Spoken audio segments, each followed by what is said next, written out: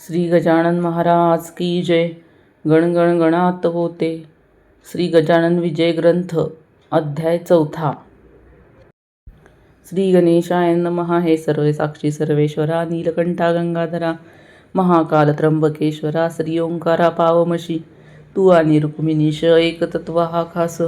तोयवारी म्हटल्यास काय जल्ली भेद होतो, तैसी तुमची आहे स्थिती तंतोतंत जगतपती. जैसी ज्याची मानेल मती, तैसा तो तुझ पाहत. अनन्य पाहवे पाहता, तू पावसी आपल्या भक्ता. माया न धरी निष्ठुरता, आपल्या वत्साविषयी कधी. मी तुझे अजानले करू, नको माया पातळ करू.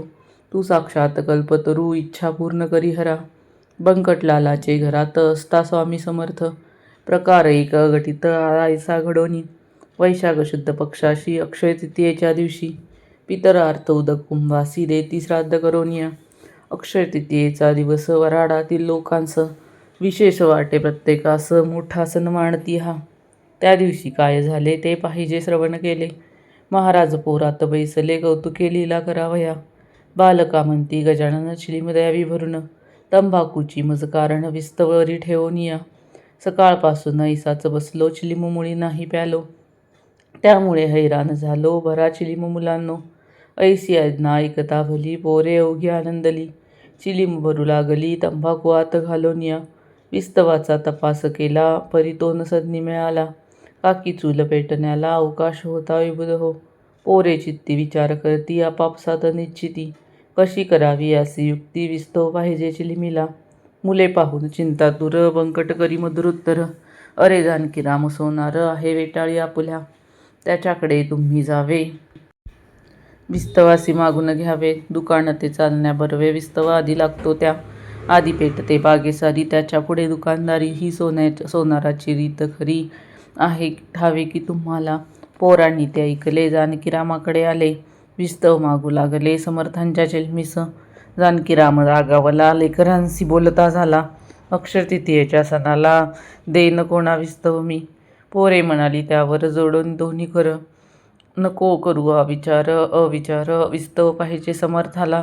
महाराज श्री गजानन देवाचेही देव जाण, त्यांच्या चेल्मीकारानं विस्तव पाहिजे समर्थाला. महाराज श्री गणाचे विस्तव हा जातसे, साधू प्रती काही देता, तेथे अशुभाची नसे वार्ता. उगीच व्यवहारिक कथा सांगत आम्हा बसू नको. आम्ही आहो मुले लहान, तू मोठा आमच्याहून. ऐसे साच असून हे न कैसे कळे तुला. विस्तव तू देशील जरी, भाग्य येईल तुझ्या घरी. चिलीम पिऊन तृप्त जरी झाले श्री गजानन महाराज, ते सोनारेनं ऐकले अदात्वता भाषण केले. त्यांचे जवळ मरण आले, त्याचे पाय खोलाकडे. सोनार म्हणे बालकांसी, गजानन कशाचा पुण्यराशी. त्या चिलीम बहादरासी साधू म्हणून सांगू नका. गांजा तंबाखू पीत बसतो, नग्न गावात हिंडतो. वेड्यापुरी चाळी करतो, पितो पाणी गटाराचे. जात गोत नाही त्याला ऐशा वेड्या पिशाला. मी साधू मानण्याला नाही मुळी तयार. बंकटलाल कुळावला, त्याच्या नादी लागला. नाही देत विस्तवाला मी तयाचे चिलमिसी. तो आहे ना साक्षात्कारी, मग विस्तव कशाला पाहिजे तरी. आपल्या कर्तृत्वे कान खरी, विस्तवा ते निर्माण. साधूनाथ जालंधर पीत होते चिलीम फार, परी विस्तवासाठी घर घर ना हिंडले कदा ते. जा जा उभे ना रहा येत, विस्तव ना मिळे तुम्हा प्रत. नाही मला किंमत त्या तुमच्या पिशाची. पोरे विनमुख परत आली, महाराजांची निविदली. हकीकत जी का झाली सोनाराचे दुकानात, ती ऐकता हास्यवदन करीते झाले दयागण. नाही आपण प्रयोजन मुळीच त्याच्या विस्तवाचे. ऐसे म्हणून घेते झाले चिलीम आपल्या हाती भले. बंकटलालासी बोलले काडी एक वरती धरी. बंकट म्हणे गुरुराया, थोडे तांबा भरमस दया. विस्तव देतो करोनिया, काडी घासून आता मी. काडी घासल्या वाचून कदा न प्रगटे अग्नी. म्हणून केली विनवणी मी ती मना साना समर्था. महाराज बोलले त्यावर उगी न करी चरचर. नुसती काडी धरणेवर तिला मुळीच घासू नको. बंकटलाले तैसे केले, नुसत्या एका काडीस धरले. चिलमीची यावरती फले समर्थाज्ञा म्हणून. तो काय झाला प्रकार, एका तुम्ही श्रोते चतुर. प्रकट झाला वैष्णानर, काडी नुसती धरतावरी. काडी प्रति विस्तवाचा अंशही नव्हता साचा. हा प्रभाव शक्तीचा महाराजांच्या लोकोत्तर. काडी तैशीच राहिली, चिलीमतीही पेटली. कशाचीही नाही उरली जरूर खऱ्या साधूला. याचे नाव साधुत्व उगीच नव्हते थोतांड मत. आता सोनाराचे घरात काय झाले ते ऐका. या अक्षय तृतीयेला मानविशेष चिंचवण्याला, जेवी वर्ष प्रतिपदेला महत्व लिंब फुलांचे, असो भोजना बैसली पंगत चिंचवणे वाढले द्रोणात, तो प्रकार ऐसा अघटित घडून आला तो ऐका, त्या चिंचवण्या माझारी अळ्या दिसल्या नाना परी. भुजभुजाट झाला भारी, किळस वाटली सर्वांना, लोक उठले पात्रावरून अवघ्यांना ते टाकून, सोनार बसला धोवदन कारण काही उमजेना, चिंचवण्याच्या संगे भले अवघे अन्न वाया गेले, मग त्या खोडे उमगले ऐसे व्हाया मीच कारण, मीन साधुसी विस्तव दिला त्याचा प्रत्यय तात्काळ आला, गजाननाची अगाध लीला मीन क्वचित जाणली, गजानन जान्हवी नीर मी त्या मानिले थिल्लर, गजानन राजराजेश्वर मी त्या मानिले भिकारी, त्रिकालज्ञ गजानन मी त्या मानिले वेडा पूर्ण, कल्पतरू कारण मी बाभूळ मानिली, गजानन हा चिंतामणी मी लेखिली गार जाणी, गजानन हा कैवल्यदानी मी ढोंगी मानिला तो, हाय हाय रे दुर्दैवा त्या साधला कैसा दावा, माझ्या हातून संत सेवा होऊन तू दिलीस, मसी असो हा धिक्कार मी भारभूत साचार, जन्म पावलो भूमीवर द्वय पायाचा पशुमी, आज माझ्या भाग्यकाळी बुद्धी कशी चळती झाली,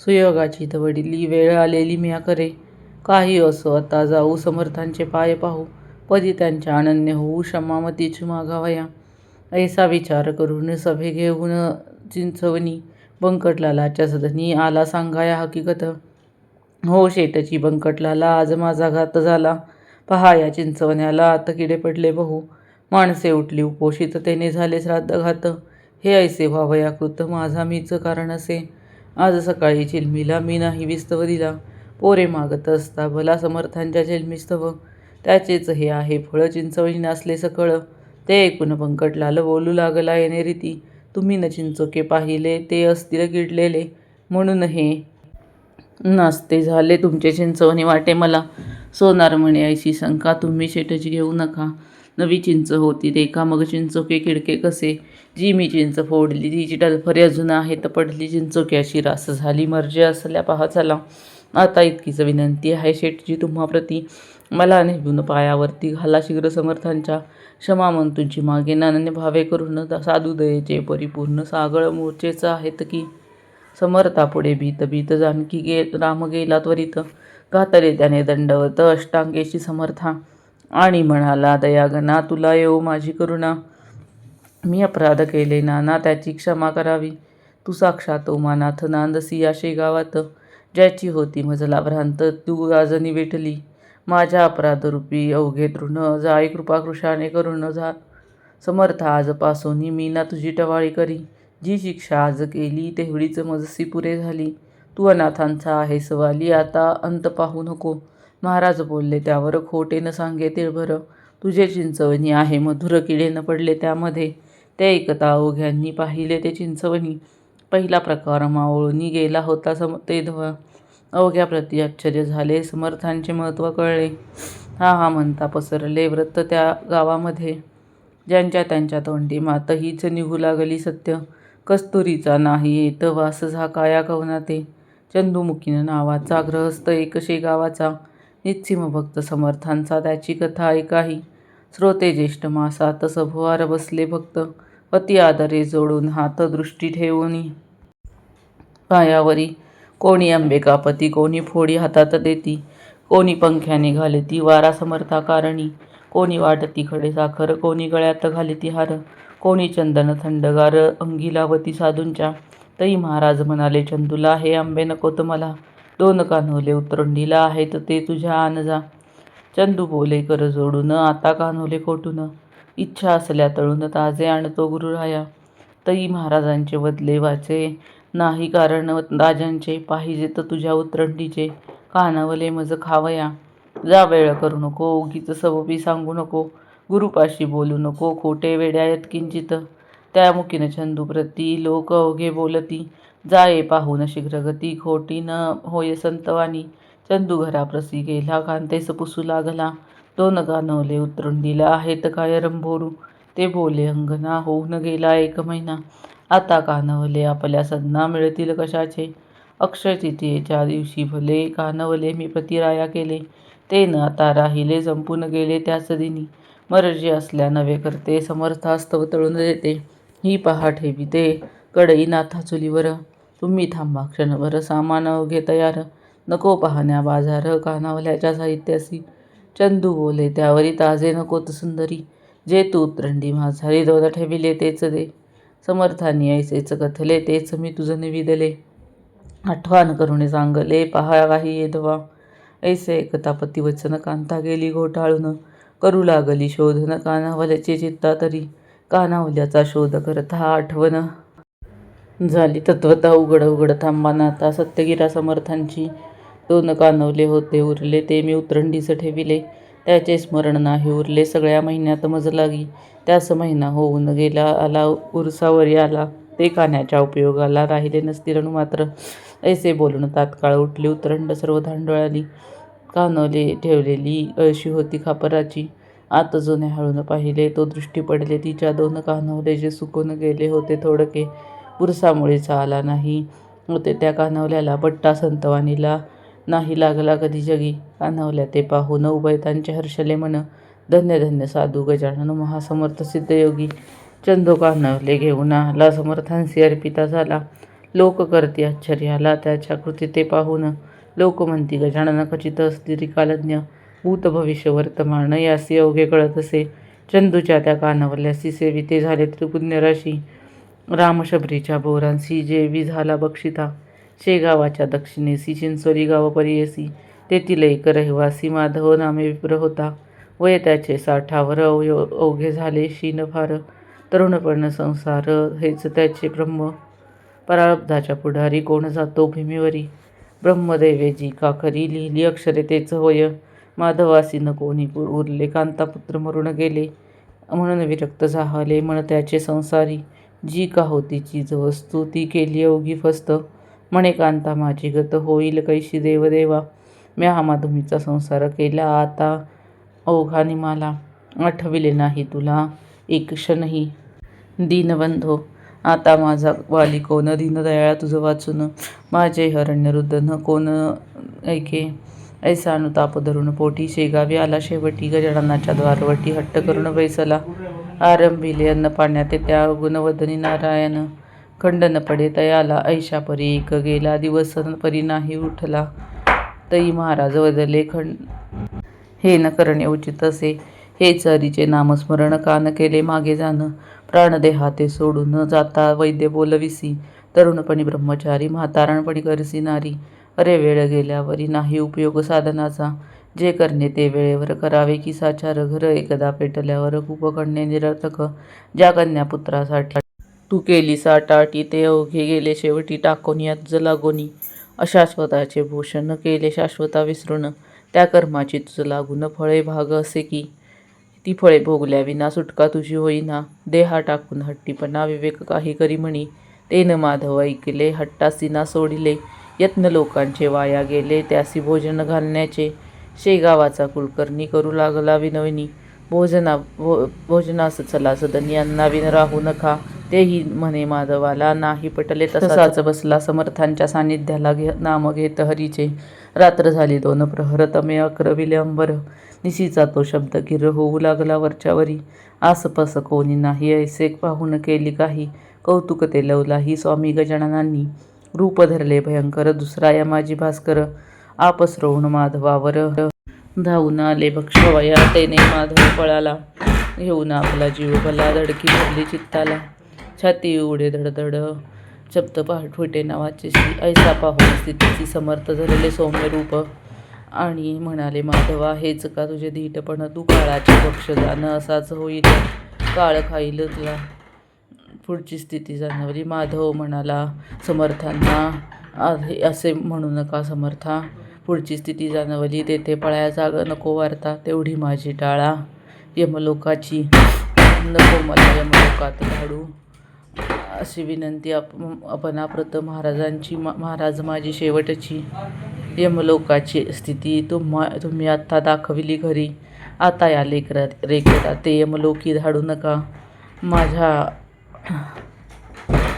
काही सकृते ते तुम्ही दाविले येथे, आता या लेकरा ते यमलोकी धाडू नका. माझ्या पूर्वसकृता बहुवशी होते काही, परी त्या जाळणे तुम्हासी नाही मुळे अशक्य. काही सुकृते होते ते तुम्ही दाविले, पाहिले तुम्हा ते संत भेटी ज्याला होते. यमलोकनाथ यासी ऐसे एकता भाषा आहेत तरी समर्थनी केले हास्यवदन. महापतित पावन साधूच एक करते की, ते भास्करा म्हणाले श्रीमन नारायण नारायण म्हणून ऐसे माधवा करी भजन. जवळ आले तुझे मरण आता गाफील राहू नको, किंवा अजून वाचण्याची आहे तुला अससाची. ती असल्याचं आयुष्याची वाढ करतो तुझ्या मी. माधव गुरुराया नको मला आयुष्य सदया, ओखटी ही प्रपंच माया त्यात पुन्हा गोवू नको. तथास्तु ऐसे बदले तुझे मागसी ते मी दिले, आता तुला नाही उरले जन्मासे नेहमीवर. ऐशा स्थिती दोघांचा संवाद गुप्त स्वरूपाचा, झाला त्या वर्णनावाचा नाही माझी समर्था. इहलोकीचे देहभान माधवाच्या निमाले जाण, कित्येक बोलले जण उपवासे फिरले मस्तक त्या. म्हणून वेडेचार करी असो माधवाचे देहावसान, झाले समर्थ सानिध्य चुकले त्याचे जन्मवरण. गजाननाच्या कृपेनं असो एका समृती बली, समर्थांची इच्छा झाली ती त्याने निवेदिली. या आपल्या शिष्यवर्गाते वैदिक ब्राह्मण बोलवा, मंत्र जागर करवा, वेद श्रवणे देवदेवा. आनंद होतो अतिशय पणे पेढे बर्फी खवा, भिजल्या डाळी समीठ लावा, एक एक रुपया द्यावा. घनपाटी ब्राह्मणाते ऐसे भाषण ऐकले, शिष्य विनवू लागले, ऐसे वैदिक नाही उरले या आपल्या शेगावी. सांगाल तो खरोखरच परी अडचण आहे हीच, ब्राह्मण मिळण्याची साच, आपणा उपाय त्यात नसे. महाराज म्हणाले त्यावरी, करा उद्या तयारी, ब्राह्मण धाडील श्रीहरी. तुमच्या वसंत पूजेला मग काय विचारता, अवघे हर्षली तत्वता. झाली तयारी हा हा म्हणता, रुपये 100 झाले जमा. सामान सर्व आणिले, चंदनाचे उठणे केले, आत केशर कालविले, तैसाचा आणखी कापूर. 2 प्रहर समयाला ब्राह्मण आले शेगावाला, जे पदक्रम जटेला जाणत होते विभूत हो. वसंत पूजा झाली, ब्राह्मण मंडळी आनंदली, दक्षिणा घेऊन गेली अन्य ग्रामाकारणे. शेगावाचे वंशज संतांच्या जैमनी येत ते पूर्वी मनोरथ कमी न पडेत किंचित, ऐसा प्रभाव संतांचा. व्यंकटलालाचे वंशज त्याचे प्रतिवर्षी व्रत हे चालवी अतिहर्षी. अजून परत वंशज त्याचे करीती हे, हा दास गणू विरचित विमल हरिभक्तीचा 4थो अध्याय समाप्तम्. इति श्री गजानन विजय ग्रंथस्य 4थो अध्यायं समाप्तम्. गण गण गणात बोते.